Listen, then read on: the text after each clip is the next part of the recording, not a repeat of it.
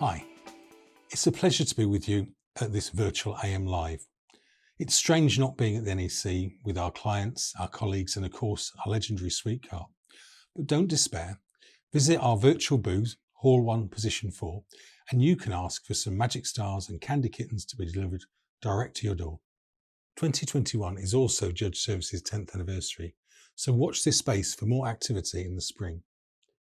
This year I've got a whole new bunch of insight to share with you about what customers are looking for now and into the future.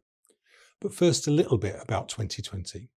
As a business, as we entered the pandemic and the first lockdown, we set out and still have three clear core principles. 1. Protect the team, both health and jobs. 2. Do our bit for both the local community and the business community we serve, in our case the motor trade. And 3. Be prepared to spring up the traps when we came out of the lockdown. I'm pleased to say that despite giving significant discounts during the first lockdown, we've not had to make any redundancies, and neither has anyone contracted COVID-19 from our workplace. We also did launch a volunteering software for people to use to help each other out. We call that Help Next Door. And we conducted surveys on behalf of our clients of their existing customer bases to understand their attitudes and behaviours and what they're likely to be as they came out of the first lockdown. We also conducted some industry surveys for automotive management and will continue to do so.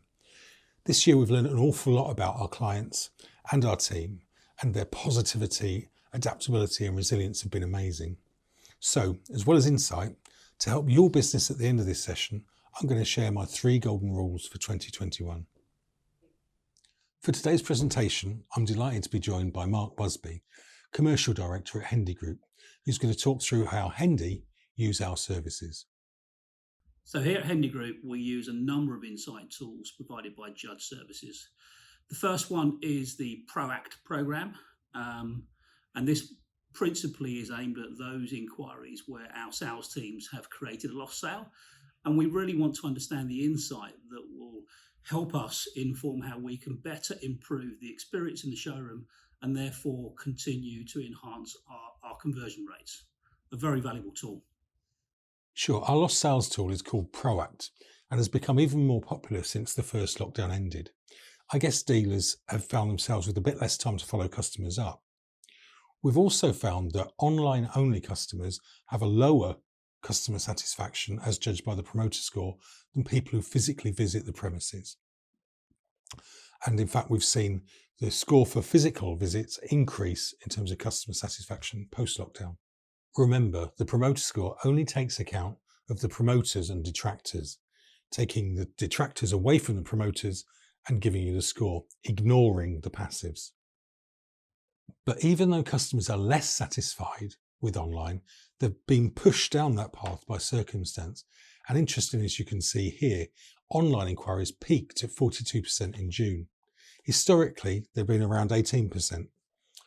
From that 42%, they fell back down to the mid-20s in July, August, September, October, as we enjoyed the mini boom. And then they headed back up in 30 to 34% in November, but are headed back down again in December. My guess is it'll stay around 25% in the future, growing a little over time. But don't underestimate the importance of phone calls. Higher than online inquiries in November. It's telephone skills that pay the bills. Based on the October results, we're seeing, in terms of lost sales, that 42% are still in the market to buy a vehicle. We also know that from this, 15% will go on to buy a car or a van from that retailer. And if they bought elsewhere, we can tell you who the real competition are. Of those still in the market, over 40% are waiting on contact from the retailer.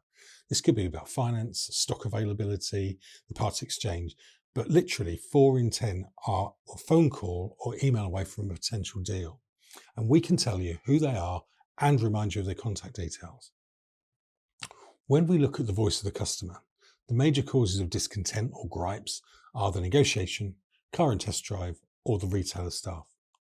Looking at these bugbears one by one, with retailer staff, it was not following up on contact request.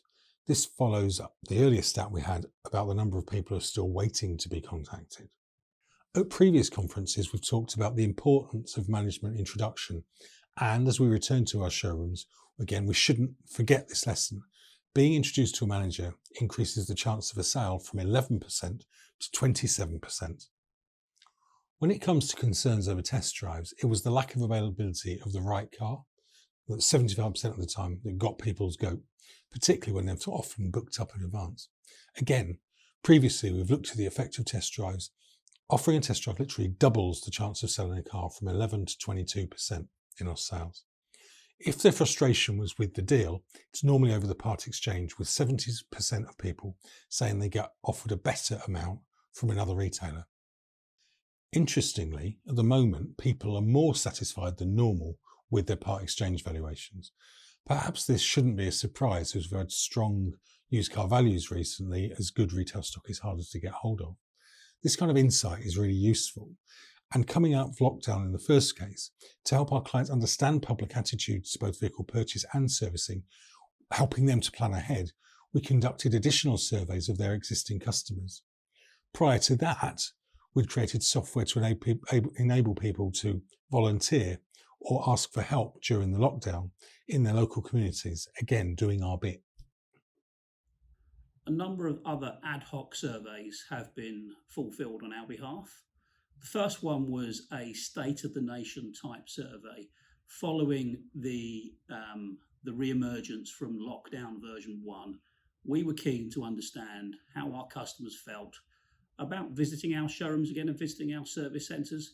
We just wanted to be absolutely certain the social distancing measures that we put in place provided customers with security and comfort and knowledge it was a safe place to visit. That survey was incredibly helpful and insightful. The next example would be our exploration of customers' attitudes towards carbon offset. And this was really to understand the sentiment around our customers and how they feel about contributing to offsetting their carbon use through their vehicle. Again, provided valuable insight to help us inform and shape products for the future. It's been really worthwhile working with Hendy on the carbon offset survey. It was interesting to see that whilst 85% of people accept that we're responsible for global warming, only half would see offsetting emissions as an incentive to purchase. That might be explained by a lack of understanding of how carbon offsetting works, or some scepticism about its effectiveness. Or perhaps it's because the majority think it'll cost a fortune, over 50 quid, when actually for around a tenner you can offset your average vehicle for a year. Whilst these are great examples of our market research capability, we also continually adapt our normal surveys. For example, we now ask about satisfaction with COVID-19 measures in our React post-transaction survey, which clients can share to reassure their customers. The React program we use to analyse the experience our customers receive when they do buy from us. And I think this is a very powerful tool, particularly on used cars, where it is often the forgotten part of the business when it comes to measuring the customer experience. And we use this to help inform the likelihood of retaining that customer through the workshop and repeat business through finance renewals. And the last insight tool that we use on a regular basis is the traffic light report. The traffic light report enables us to benchmark across all of our locations by brand the sentiment about the customer experience. And this forms a very important part of our brand manager's brief when working with their teams. So, making the insight useful and usable is critical in us helping our clients improve. Our traffic light report enables you to see where challenges exist, either by retailer or down to individual sales executive, so you can act on them, identifying training or coaching needs. For example, we know that contact since delivery reduces the number of detractors by a third, a chance to nip concerns in the bud and build relationships. Responding to the content of a customer review will also improve customer satisfaction, and of course you can do this very publicly. Reviews are an incredibly important part of the programme. More and more consumers are starting online and are looking for the comfort and security of recommendations from people that have interacted with our business before. Deep down, we are all herd animals and we tend to follow others because we feel safe in that way. And for me, that's an important part of why the reviews are so important, and they form a really big part of the DNA of our business. I agree, and that probably helps explain why post-lockdown actual sales, as opposed to inquiries, have more or less returned to pre-pandemic patterns in terms of distance travelled, although there is evidence that the shift to digital will be enduring. So why will the change to digital be more enduring? Well, the dealer website and Google presence has never been more important. Found on Google has increased by a whopping 20% and the dealer website by nearly 10%. And whilst it's still small overall, social media is up nearly 13%. This means we need to act digital but think local to get an unfair share of the market, more of which when we get to the golden rules. All of the programs help us to understand the feedback from our customers and their attitudes towards the experience we're providing. And also it helps us inform how we need to reshape things, both from a sales process point of view, and there I'm talking online and offline. The reports that we receive are timely, they are absolutely relevant, and the account reviews we have with our account director are also highly valuable sessions that always produce an output in terms of actionable things that we can do to improve our business and the experience for our customers. One last piece of insight: the performance of digital media channels, which we track every month. Here you can see that Auto Trader remains the biggest attributed source by far. But we can also see noteworthy growth in the leads attributed to motors.co.uk, used cars, NI, Facebook and Heycar, with a decline in the other peripheral classifieds. Now, time for the 3 golden rules. So number 1 lesson for the year: be prepared.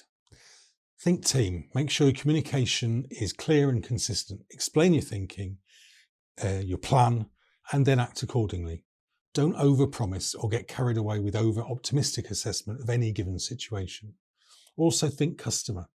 Be prepared to do the research as required to keep up with their sentiments and future intentions, as well as measuring customer satisfaction.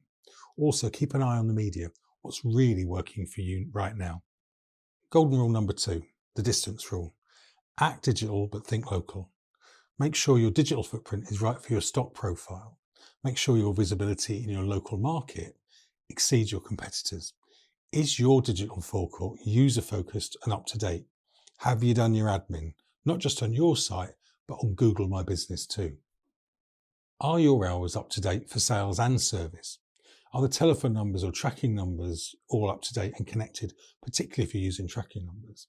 That old chestnut, are your vehicle pictures pocket and up to date? And are you promoting current offers, or have you left some old ones up there by mistake?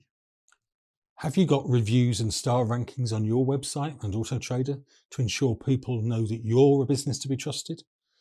To be clear, I'd include social media in here as well, because that is becoming an increasingly large part of that local marketing activity. Finally, is your point of sale up to date? And is what you've got on your showroom and forecourt the same as what you've got on your digital point of sale materials, your banners and your advertising?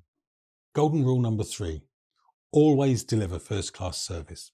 Last year, we talked about the causal link between improved customer service, as measured by promoter score, and stock turn. Put simply, the higher the customer satisfaction, the faster used cars move. We know what to do: management introductions, test drives, follow-up inquiries, and follow-up customers after delivery to nip any concerns in the bud and build your relationship. Enlist a customer service program to measure how your team are performing on an ongoing basis and act on what it tells you. Be fanatical about making the world a better place, one customer at a time. After all, whether it's me or my team selling to a car dealer group, or that car dealer group selling a car to an individual, it's all about relationships. Our relationship with Judge Services is not a simple supplier-customer relationship. It's a partnership, and it's a partnership that's built on trust, because we know that Judge Service truly do add value to our business. And if I were leaving a review, it really would be a 5-star rating.